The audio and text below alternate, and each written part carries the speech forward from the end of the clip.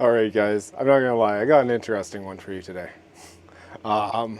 This is like a rare occurrence and not usually you get the opportunity to do this, especially with two that are very close in years by like 1 year. And believe it or not, at the time they're both basically the flagship models for at that time. But today we are in luck. So let's go outside and I'll show you what I'm talking about.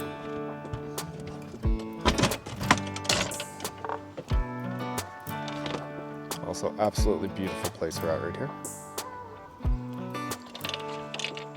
So as you guys have known, I have been traveling with friends for the last little while, and today I'm going to show you guys a little comparison between Northern Lite 10-2000, 2001, and Bigfoot 10-6, 2000. Year 2000. Don't get that mixed up. So many times you guys have listened to me ramble about all the info on mine and how it does in the winter and all that stuff. But I've also sometimes like listed off other great truck campers to buy, and realistically for older fiberglass truck campers, between these two, this is probably your best bet.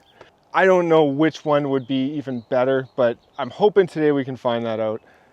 I don't think we will. I think they're both pretty great. Obviously, the one thing you guys can tell between these two is both of them are fiberglass. Fiberglass clamshell, fiberglass clamshell.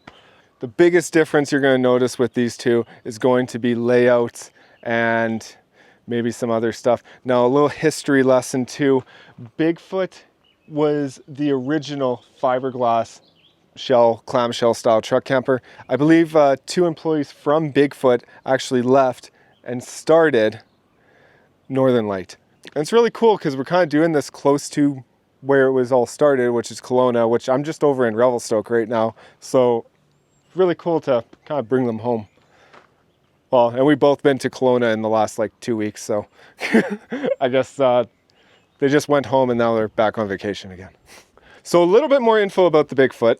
Probably about two of the biggest differences is they use 1.5 inches of insulation. So it's got that over the Northern Lite.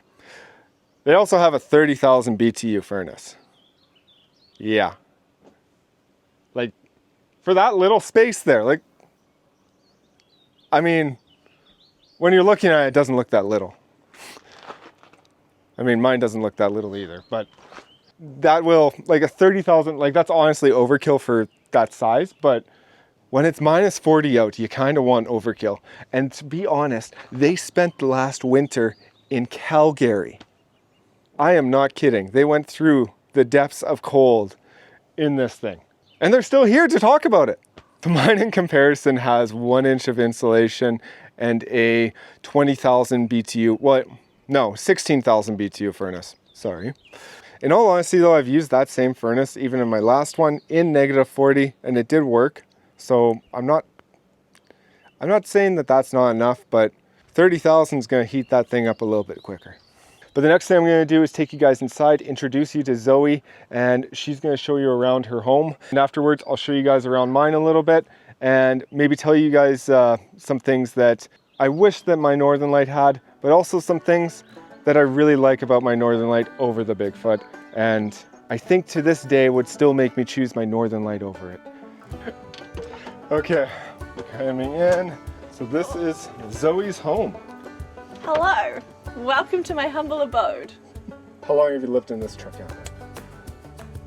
Officially, just over a year now. So we did all of winter and all of summer last year. So yeah, a year. A long, exhausting, learning, but overall, just incredible year. So Matt and I come from a place where we don't have truck campers.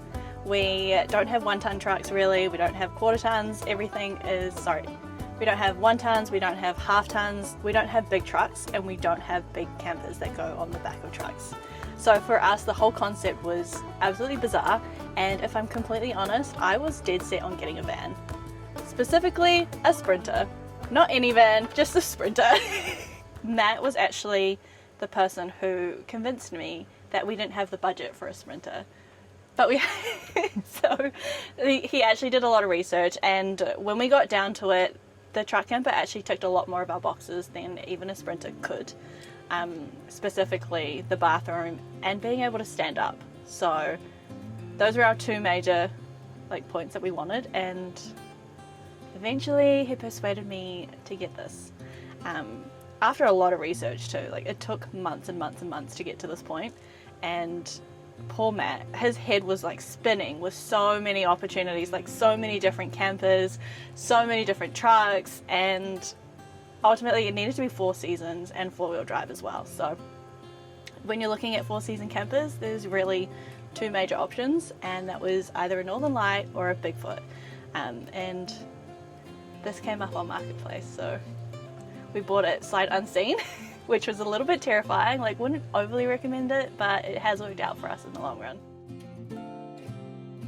So you spent your winter in Calgary, Alberta, and Lake Louise, along with a little bit of Saskatchewan, dealing with -40 temperatures.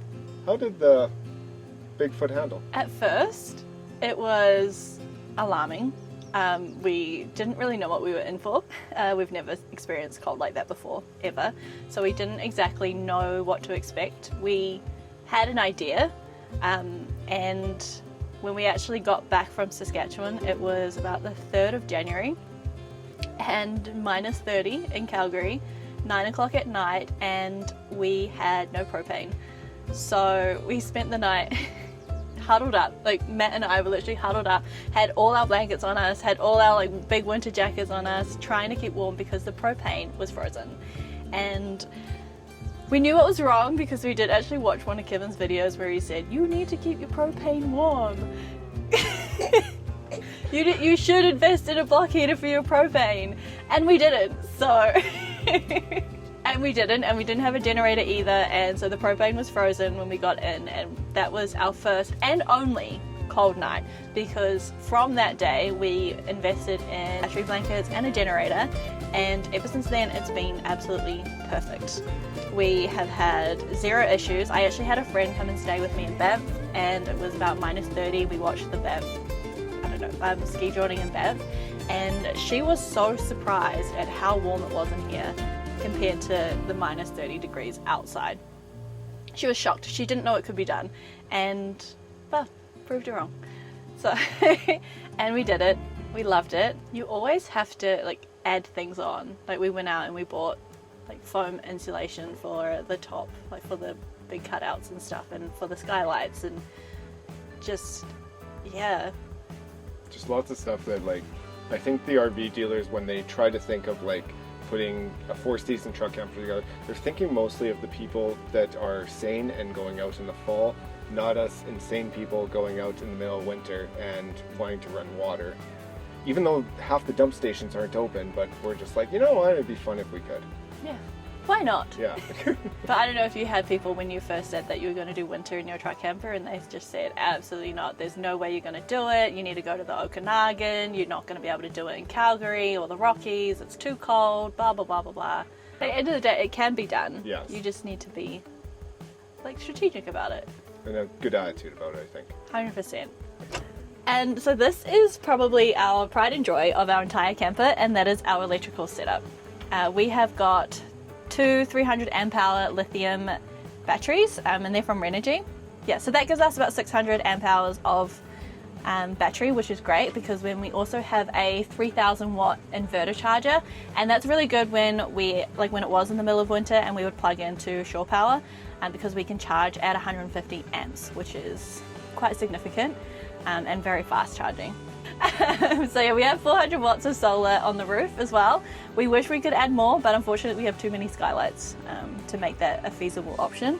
What else do we have? We have a Bluetooth shunt and a 40 amp DC-DC charger, which just charges off of our truck while we're driving when that wants to work. We all kind of just love Renogy around here, you know. Say that again? We have Victron dreams, but Renogy budgets. And probably the biggest difference between our camper and Kevin's camper is our drive bath. which also serves as a storage unit every now and again too. So I love it. It's a bit of a love-hate relationship because one, I would like more room around the dinette area. However, I really love having a full-size shower. Like, there is so much room in here. Yeah, it's just, this is amazing, and it's really good in winter because we actually use it to store our snowboarding gear, and then it just drips and dries. We've got a heating vent that comes into this area. All our gear is dry overnight, can't complain, easy access, and private. How many gallons of water do you have? I have no idea. You know that. How many gallons of water do I have, Kevin? 50 gallons. I've got 50 gallons of water. Hear that, guys? 50 gallons of water. How much grey water? I believe it's 24 gallons of grey water. It is? Yes. I'm not sure. At least that's what they say on the website. I do know I have 6 gallons of hot water. That's about it.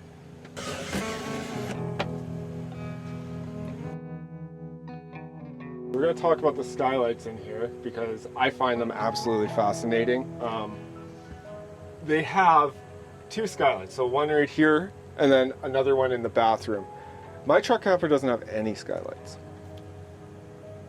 I agree. So tell us, what do you think about the skylights? I love them. Kind of. No. I love them because they bring in like a lot of natural light into such a dark space. Because we only have like this window and that window really, and there's nothing else beside the 2 vents on the roof to give that natural light feeling. So it's just really nice, and it actually gives you like a really nice view when you have a hailstorm. I've sat here once before through a hailstorm and you just watch all the hail coming down. It's exhilarating. And how many vents do you have in here? I've got 3 in here, so one above the bed, one above your head there, and then we've got a fan here as well as the one in the bathroom. 4. Yeah, short answer, 4. 4 and 2 fans. Okay, I'm going to let you guys know a secret. I have 3 and no skylights. Peasant.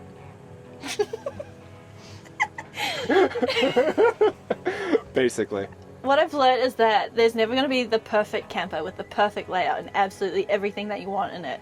And over time, I think we've realized how much we really do love this camper. We do also love Kevin's camper, purely because of the layout. He's got a little bit more space, so the entryway is a little bit more wider, which makes the space feel a lot bigger. He also has his fridge at the back, and ours is up the front by the bed there. Matt doesn't like that we have a double sink. He would rather just have one big sink, which he doesn't use the sink anyway, so I don't know why that's relevant. Other than that, we would also, like, there's just the little things, like an aircon unit would be great, especially on days like today, and a microwave. I would love a microwave. We do have the power to run a microwave, it's the space to have the microwave. If you're like me, I have far too much junk and I refuse to let any of it go. So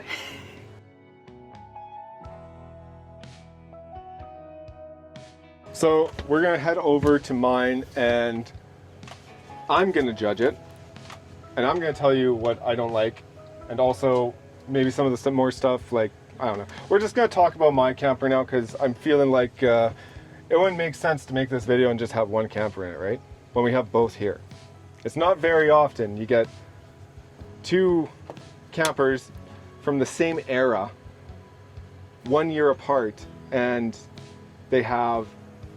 they're basically the flagship of the companies. Like the Bigfoot 10.6 back then, this was the biggest, baddest truck camper you could buy. The Northern Lite 10-2000, that was the biggest, baddest truck camper you could buy back in 2001. One more thing, you guys. So you'll notice their truck has the camper on a dually. This camper is actually much more heavier than what this one is. And that's because this camper can hold 50 gallons of water. It just has bigger tanks, where mine will hold only 36 gallons. Also the fact that it has a much bigger back end on it, has the dry bath. And I forgot to mention about this one too. It also has dual pane windows. So both these campers have dual pane windows. Both are great options, but you have to watch out when you're looking at other Bigfoots because they did come without a winter package that had only single pane windows in it. also didn't have an insulated basement and have ducting into it. Now those things can be added and you can make them work in the winter, but you might not want to. It might be better if you can just find one like this. It is a 4-season truly.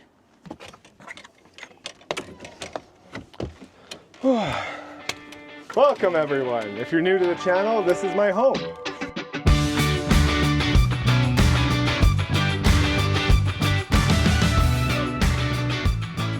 So probably the first thing you can tell in here is Zoe's standing in here and my truck camper's just a bit wider, and that's because of the bathroom is much smaller, but also the dinette's a bit bigger.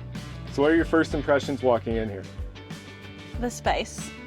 Like, it's just so much wider through here, you know, like it just makes it feel a lot bigger than it is. Like, I know ours is a little bit longer, but this feels bigger.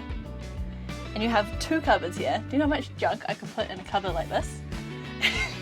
Dry net weight, 2,520, that's a lot less than ours. 2,500 pounds. My second favorite thing is this. I know this because I have wanted one of these. Lock on the bottom. Okay, so I don't have one. This is my favorite thing that the Northern Lite has that mine doesn't have.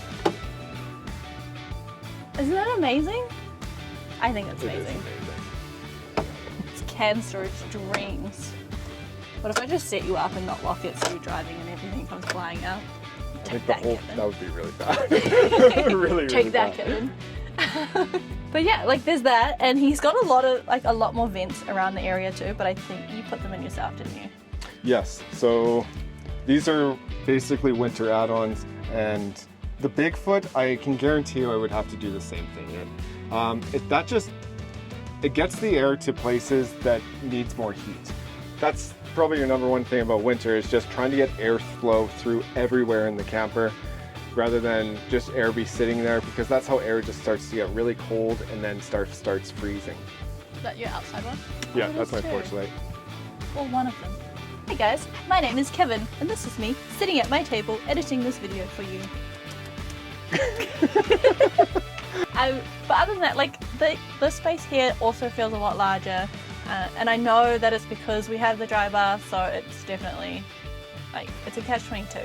Yes, you get more space to shower in, and it's a much more comfortable experience, but you do lose space because the shower itself comes out a lot wider than the wet baths do. So our shower comes out to about here, and everything just runs along that line. So another thing we just noticed here while we were staying here is my floor is actually higher up to the bed. So like climbing up here is not as high. I can like basically sit like a normal chair right here onto the bed. The basement's huge on this thing. I can crawl in it. That's how you service the tanks.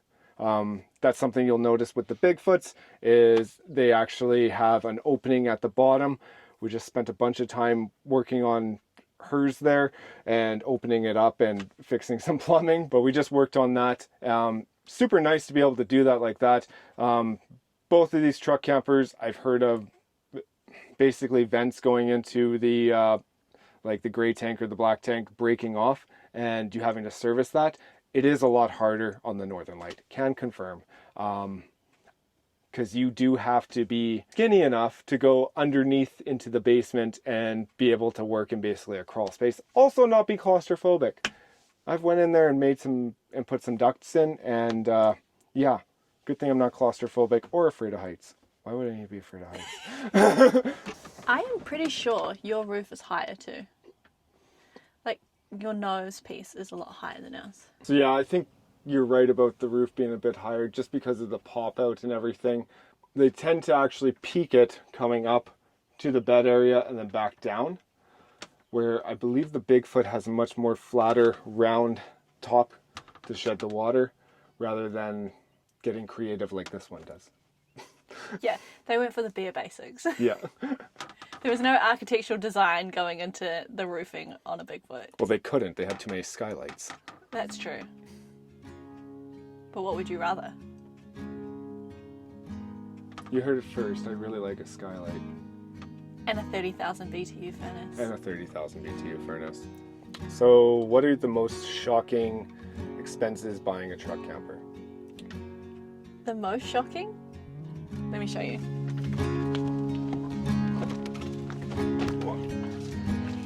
These, our beautiful forklift tie downs. I believe that for a brand new set, it cost us about $1,500, which we weren't expecting when we got the truck. But they were also made, that expense was exasperated because of this beautiful fender here. They're actually too wide for most forklifts, and we actually had to get these rear ones custom. We had to get these rear ones custom extended, where they actually just had to weld on an extra piece of steel piping. And as you can see, the reason why we had to do that is because it hits on the fender here, so we've already got markings from there, but it's okay, she's an old girl.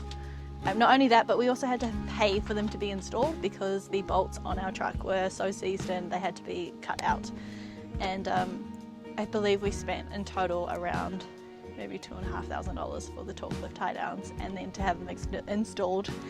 Yeah, so $2,500 to have them, to buy them, to install them, and to have them extended.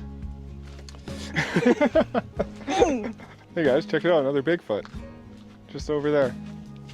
So what made you guys choose this truck? Well, because she's a beast. And first, like I said earlier, Matt went round and round in circles about the camper. And then he went round and round in circles about a car. So I forced him to choose the camper, and when you choose a camper this heavy, you don't have a lot of options. So a 1 ton was kind of our only option.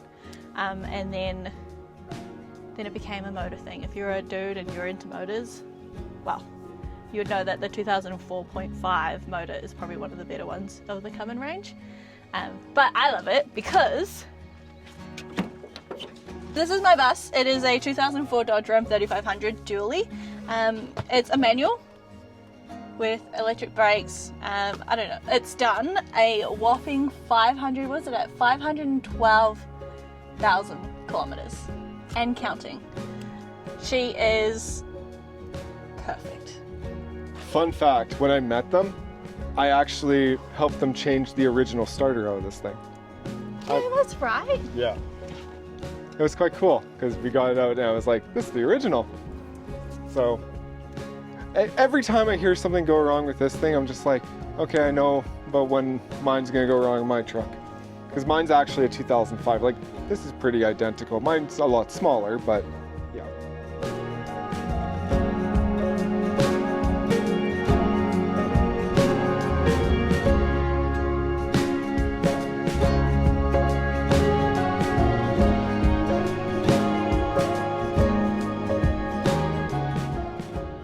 I think the only thing that would make my decision is what I could pick one up for. I think if I could get the Northern Lite a few $1,000s cheaper than a Bigfoot, then I'd probably go the Northern Lite. But it's hard. They're so similar. They're very much tit for tat. I don't know. I don't know. I love my dry bath. I love my water. I love my heater. But I also love the space. I'm gonna be honest, I don't think I could actually choose. The biggest deciding factor would probably be availability as well, because they don't always come up for sale. Either or. Honestly, if you're looking at buying one, either or option are perfectly good, perfectly sane. You're gonna get a good solid camper no matter which way you go. And quick piece of advice to anyone else coming from another country to do this. Perseverance.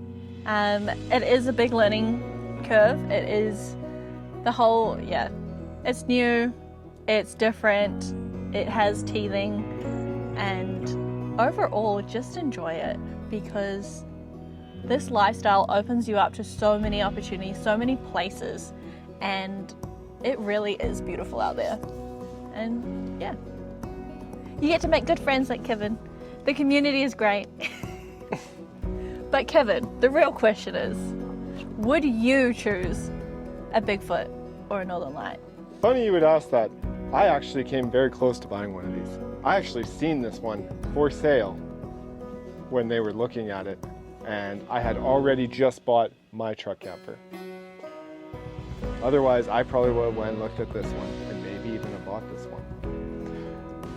But the fact is, when I was looking for a new truck camper, I had already had a Northern Lite, and I was familiar with Northern Lites, familiar with their problems, familiar with what the layouts would be, and what I thought about the quality with them.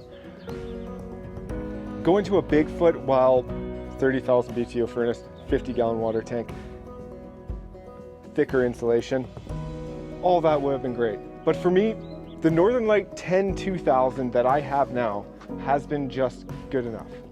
And by good enough, I mean good enough for cold Canadian winters.